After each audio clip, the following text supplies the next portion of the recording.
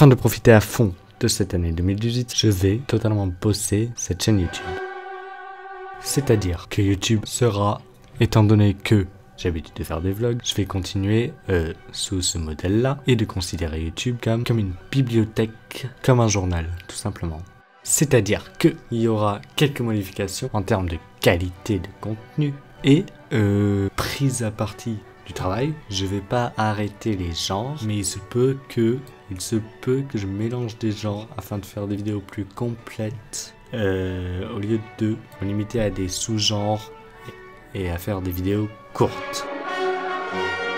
Également, ce que je souhaite ajouter à la chaîne, c'est un espace dédié aux vidéos intellectuelles. Je ne me considère pas comme un intellectuel, mais je cherche un lieu de discussion, de réflexion, de philosophie, où nous pouvons débattre. Vous l'aurez vu dans cette introduction que la qualité rejoint le travail qui sera complété par la variété de contenu qui peut être trouvé sur ma chaîne. Plus exactement, une vidéo sera travaillée, une véritable expression de mon état d'âme. En toute sincérité, je dévoilerai avec vous une vision de la vie, de ma vie, qui sera personnelle et complexe.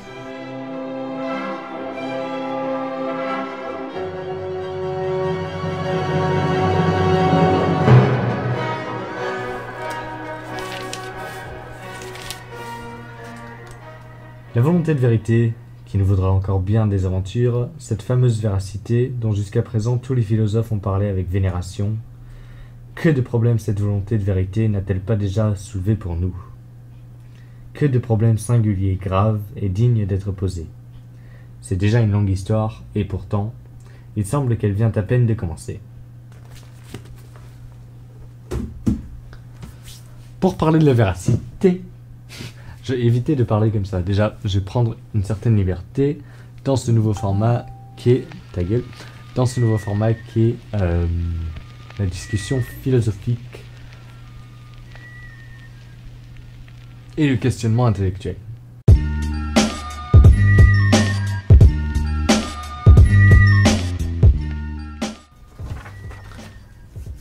Alors, pendant que j'étais en cours, je me faisais la réflexion, suite à une maîtrise de persuasion intellectuelle de la part de mon professeur, qui est tout à fait bien intentionné, je m'expliquerai là-dessus. Nous, la classe, avons été victimes d'une manipulation intellectuelle qui est celle de la pensée, de la manipulation inconsciente de la pensée.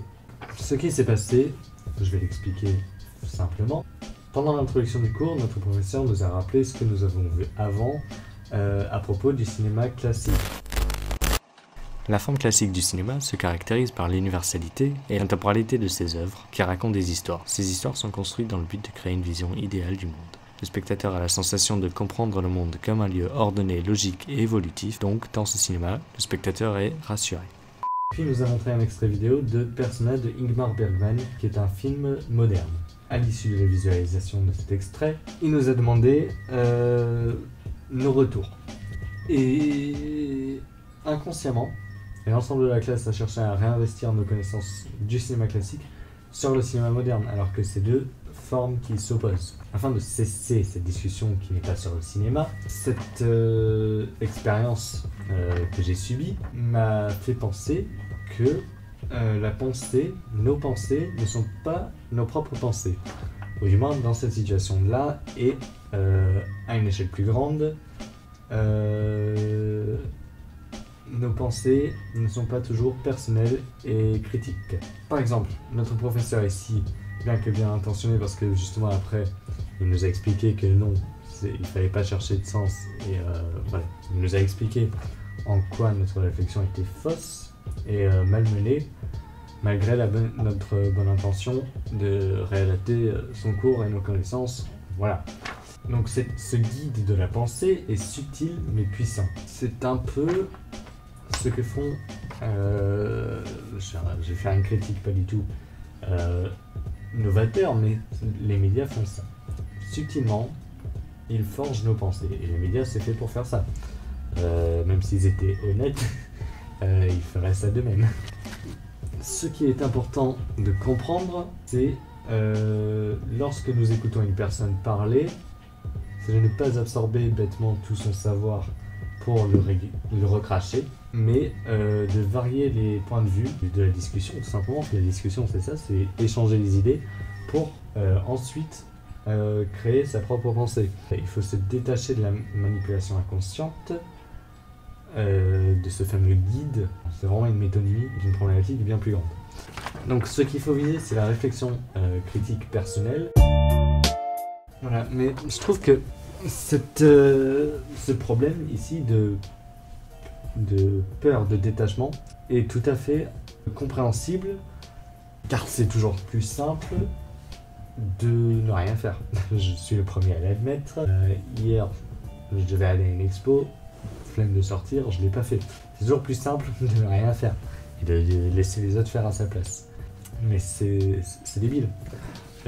Être un flemmard n'est absolument pas bénéfique. Et l'ennui, c'est vraiment la pire des choses. La peur est ce qui nous tient en vie, certes, mais la peur démesurée est ce qui nous mènera certainement à notre mort. La plupart des gens ne sont pas prêts à assumer le manque de sens, le manque de logique. Le cinéma moderne fait une critique de cette théorie et suppose que le manque de sens, le spectateur n'est pas capable de le subir, de l'assumer. Lors de cette fameuse expérience en cours, les gens cherchaient à directement interpréter ce qu'ils voyaient à l'écran, alors que Ingmar Bergman joue sur le contraste.